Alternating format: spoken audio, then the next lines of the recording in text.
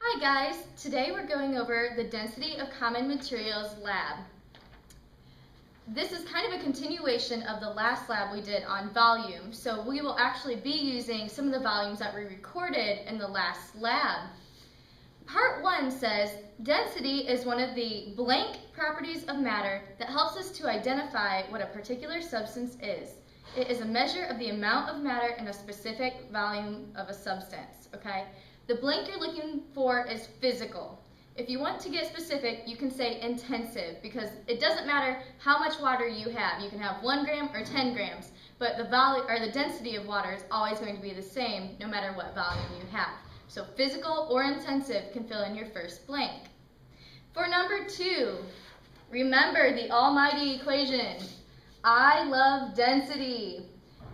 With your heart, remember, once you split it, equals mass over volume. I love density. Density equals mass divided by volume. Your mass should be in grams, and your volume can be in either milliliters or centimeters cubed. By that, I mean 1 milliliter, which is a measurement of volume, equals 1 centimeter cubed. Okay, we don't cube a milliliter because that's already a dimension of volume. That is a length times height times width. You don't cube a milliliter, but if you're using a centimeter cubed, you're multiplying a length times a length times a length, which is centimeters cubed, okay, because you're multiplying 3 lengths of centimeters together. You can interchange a milliliter and a centimeter cubed, no problem. They mean the same exact thing. Part 3, the fact that density is described by a combination of fundamental and derived quantities makes density itself a derived quantity. Remember, density is mass divided by volume.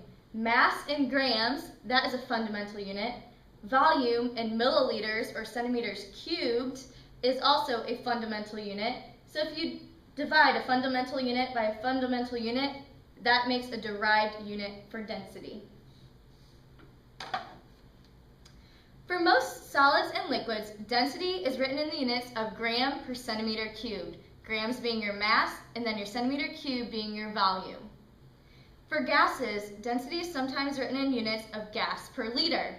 You might ask why that is, okay? Just remember that gases are extremely light, so you need a lot of gas in order to get a decent measurement of gas.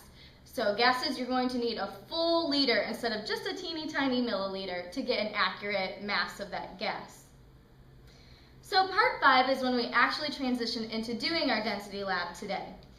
In part 5, it says, in your volume lab, you measured the volume of 4 different objects. So we have object 1, a wood block, object 2, a plastic cylinder, object 3, a rock, and object 4, a metal cylinder. You already have the volumes of those, so you have half of the density equation already done. Today, we need to figure the mass of those and divide mass by volume to get our density units. So for the wood block, our first item, you should have a volume of 113 centimeters cubed. Let's go ahead and get the mass of this block.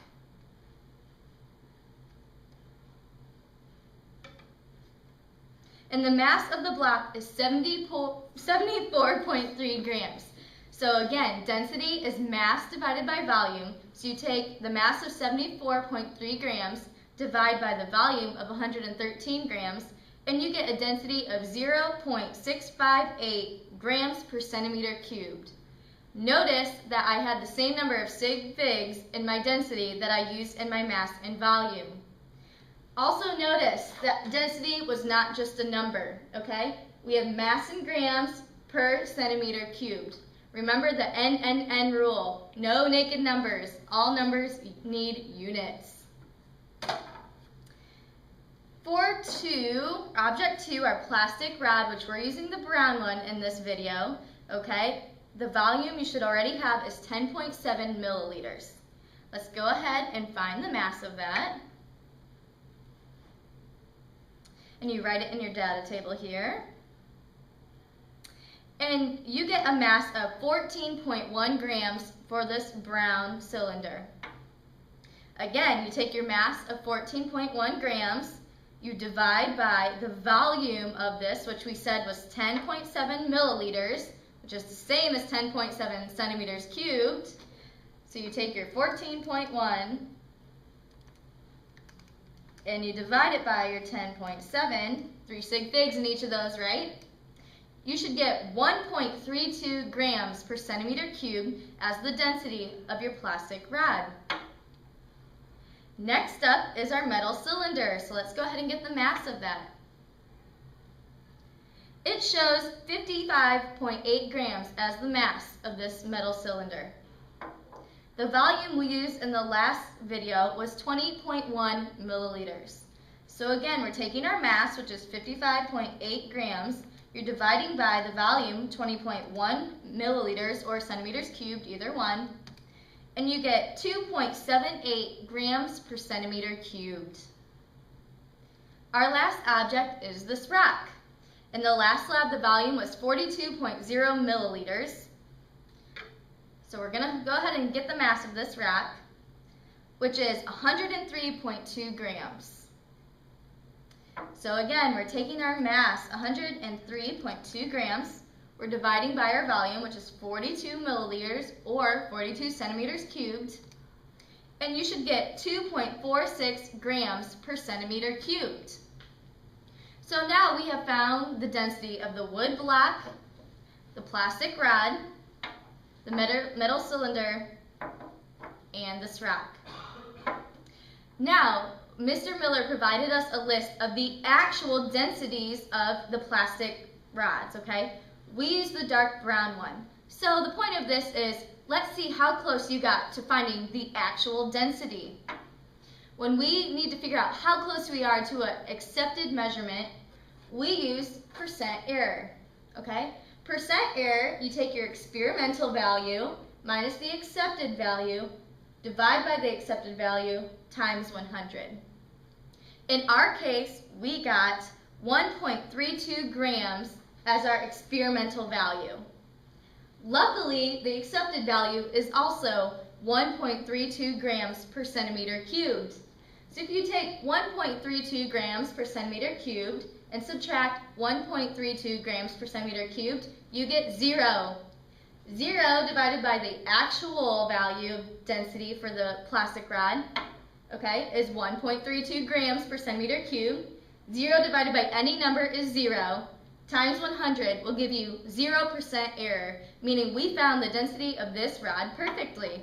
The last part of the density of common materials lab that we're covering is you are to find the density of water. You know that density equals mass over volume, so in order to find the density of water, you need to find a mass of water over a volume of water. Here's what I would do. I would take a graduated cylinder and get the mass of that cylinder as it's empty. Then I would fill up the cylinder with a known amount of water. So in this case, I filled it full of 50 milliliters of water. Then you take the mass of that. Then you subtract the full graduated cylinder with the volume of water in it, and then you subtract the empty graduated cylinder mass alone. That should leave you with the mass of the water alone. You know that there's 50 milliliters of water in here, so if you take the mass of just the water and divide it by our known volume of 50 milliliters, you should get a density of water. If you did this correctly, water has a density of 1 gram per centimeter cubed, and all densities are based off of knowing that water is 1 gram per centimeter cubed. I hope this video helps. Thanks for watching.